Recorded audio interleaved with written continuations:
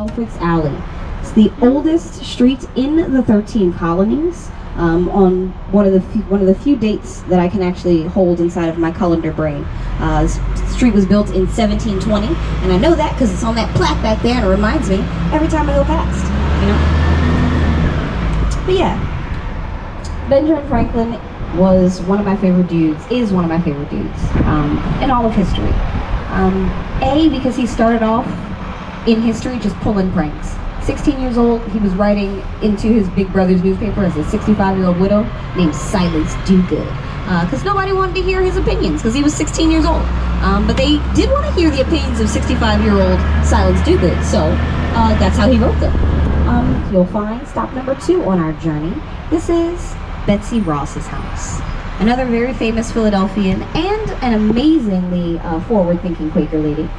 This lady right here was not a seamstress, as a lot of people believe that she was. Betsy Ross was an upholsterer. She made stuff out of fabric. Let's see, yeah, to the right of the bus, you'll find Ben times 3.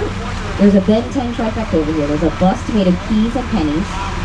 Definitely get that picture from the ground. You will appreciate it with the sun. It's a really good picture from the ground. There's a mural back there as well, detailing the firefighting department history, and of course, engine number 8, ladder number 2. They have a lovely little plaque on their wall that covers up Ben's forehead, which I appreciate. And I know he appreciates too. That can't be the only highlight of him. He also made stoves, give him some other credits.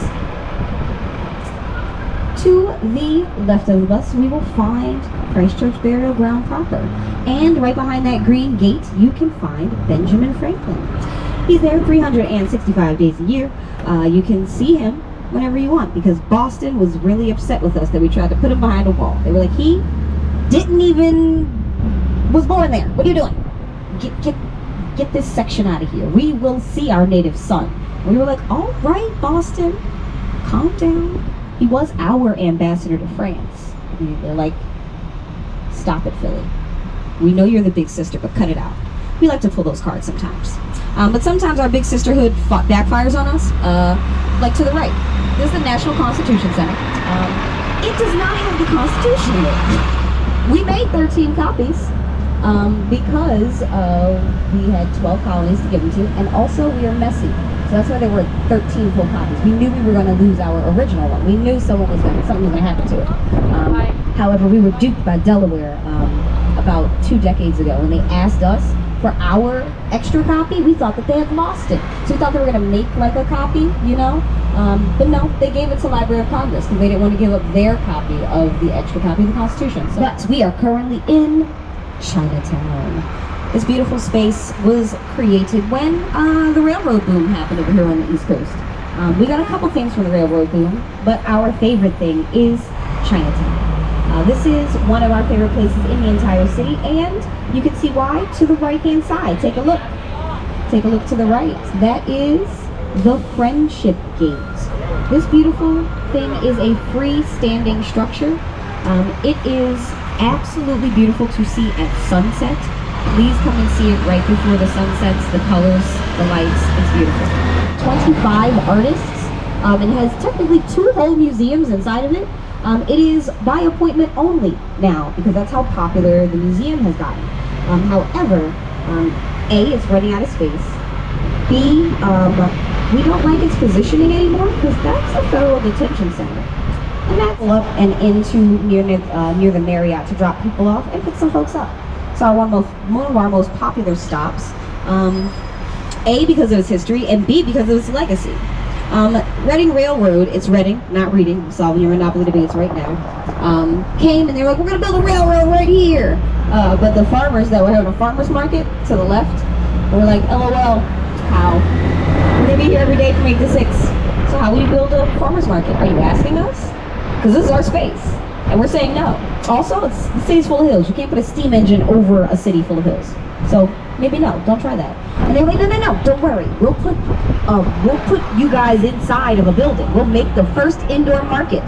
And the farmers were like, we do not care what you do. We'll be here every day from 8 to 6. And they were every day through the construction. Reading actually ran out of materials and out of ambition because the farmers kind of took their wind right out of their sails.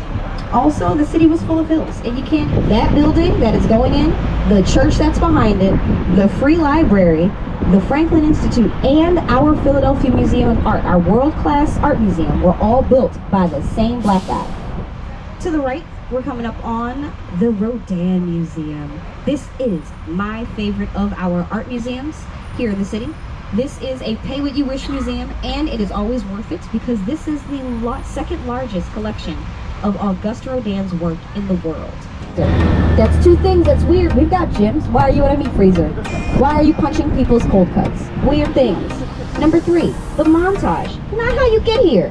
Not how you get here. We were confused and sitting for a while just thinking about that. And then he left all those kids at the top of the steps. Where'd they come from? Where did they go? Where did they come from, Cotton Eye Joe?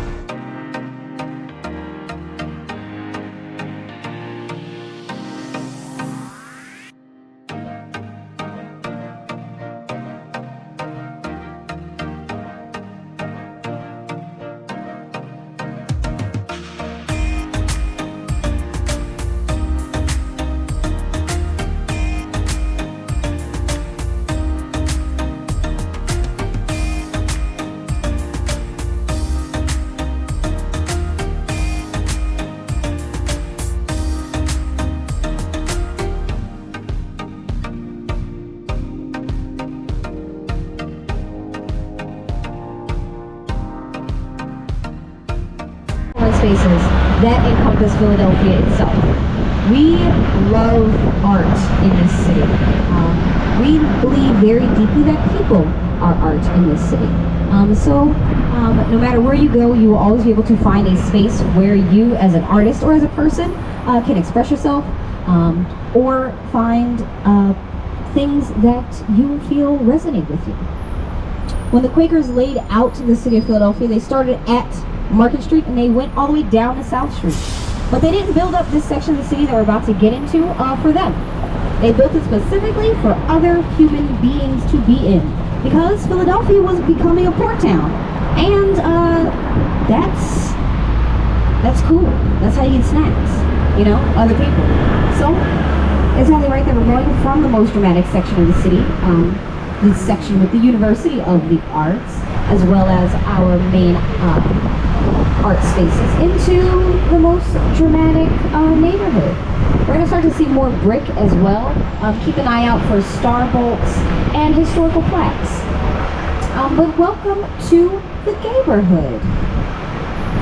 This section of the city is affectionately called the neighborhood because someone somewhere in a newspaper in the 90s was like talking about this section of the city and how diverse and inclusive and community-minded and like just loving and welcoming it was, and how people are just nice down here, but also how this section is a microcosm of Philadelphia as a whole.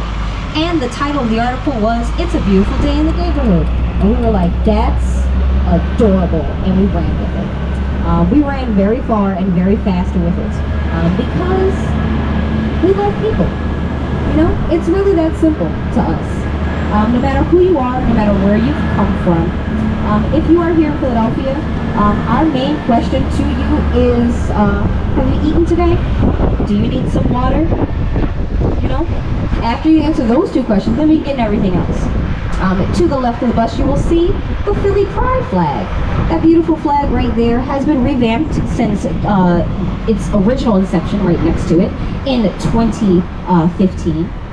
We started working on the Philly Pride flag here back in 2013, actually. And we've been working on it ever since, revamping it every single year. So that way, every Pride, a new iteration. The Delaware River. All this to the left, that was water. That boggles my mind every time I'm up here.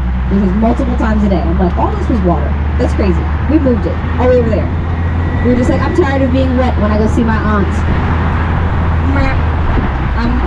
So he really took everyone out of the house for 2 weeks. And it was annoying and petty, especially since Mother Bethel AME is around the corner, which is what a lot of his house people said to him. George, this is annoying, kind of petty. So will you stop this? And he was like, no. So a lot of people just left, as they should have, because this was the land of naps, snacks, and religious liberty. And when we accidentally put the Liberty Bell, the literal again, the Liberty Bell is a literal symbol of freedom. We were going to literally, hey guys, we were literally going to put it in that bell tower right there. And every hour, on the hour, freedom was going to ring. That was the idea. On the bell it says, to proclaim liberty unto all inhabitants thereof. And when the Quakers received this bell, they were so excited to let freedom ring, literally let it ring, that they put her in a tree and they rang her, and that is how she cracked. Because user error, she was not in a bell tower, which is where you put a bell to ring. So when we did finally get the Liberty Bell back, and we realized that George Washington was right there, but behind him was a literal giant graveyard of slaves, and we had to do a bunch of stuff to rectify all these things at once. Because this little big building right here, this one right here on the very end, that's Philadelphia City Hall. That's our original Philadelphia City Hall. We were here for a while before America was even thought of.